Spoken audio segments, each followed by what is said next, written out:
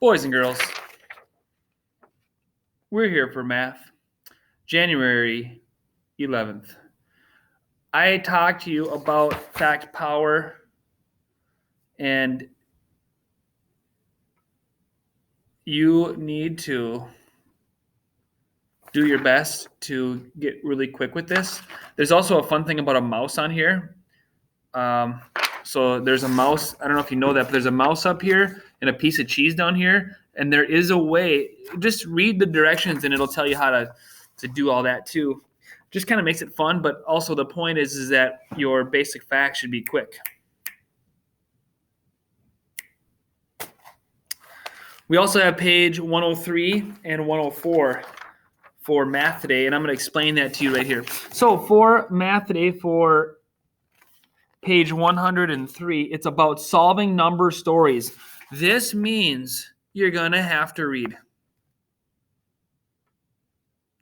Reading is absolutely critical, which means it's important. You should be reading 20 minutes a day. You should be asking questions, getting better. The books that you should be reading shouldn't be super, super easy. You should have some words you don't know to get better. I hope that you're reading because it's critical with everything.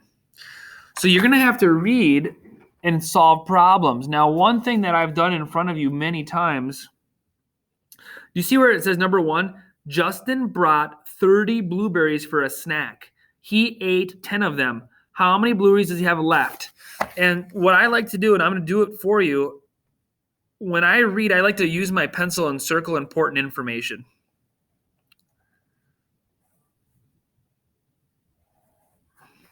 So I circled 30.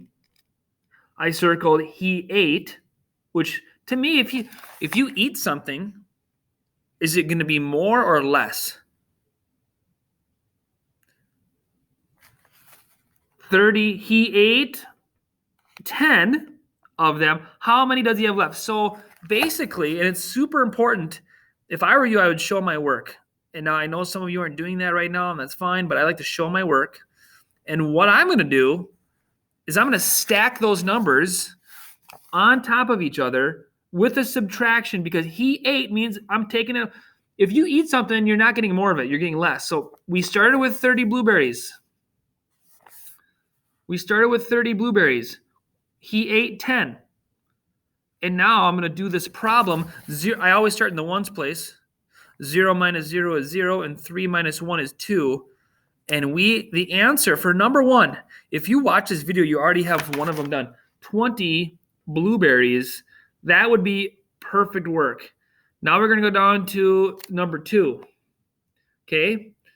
And you're going to read that and maybe circle the important information and again, finish that sheet. So that is helpful. That will be for today. And again, what's my tips here? My tips is keep reading and be the best reader you can be. Tip number 2, circle the important information. Tip number 3, stack up and show your work. Don't quit. If you need help reading it, if you are having trouble reading that's okay. Calm down. We'll get you some help, but just keep trying, okay? We will help you. On the next page is going to be 104, where you're going to estimate the length of the line. So estimation is a fancy word for guess. You're going to take a guess. So even if you get it wrong, let's look at number 1 here. Estimate the length of this line. Blank inches. Well, if I'm looking at it right here, I know a ruler is 12 inches. There is no way that line is way smaller than a ruler, don't you think? Half of a ruler is 6 inches, and that's even smaller than that.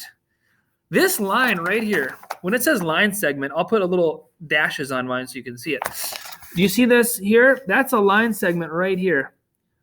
And to me, if you look at it, that's less than a ruler, and it's less than half a ruler. So I would say it's, you can take a guess.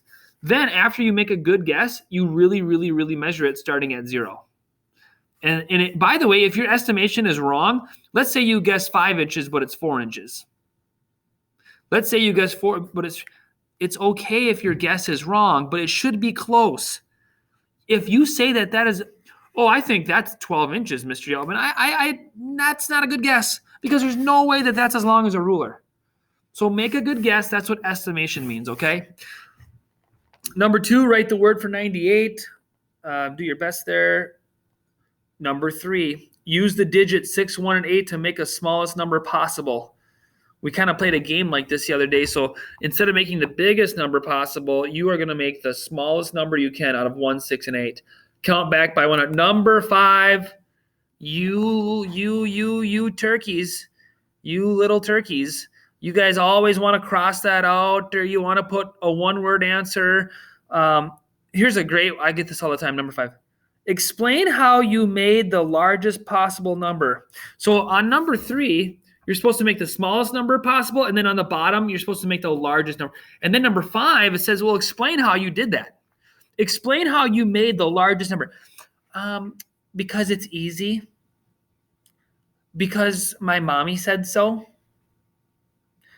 Because I knew it. These are really bad ways to explain something, right? Number 5, you need to do it. Don't cross it out. You got to use your brain. Explain how you made the largest number.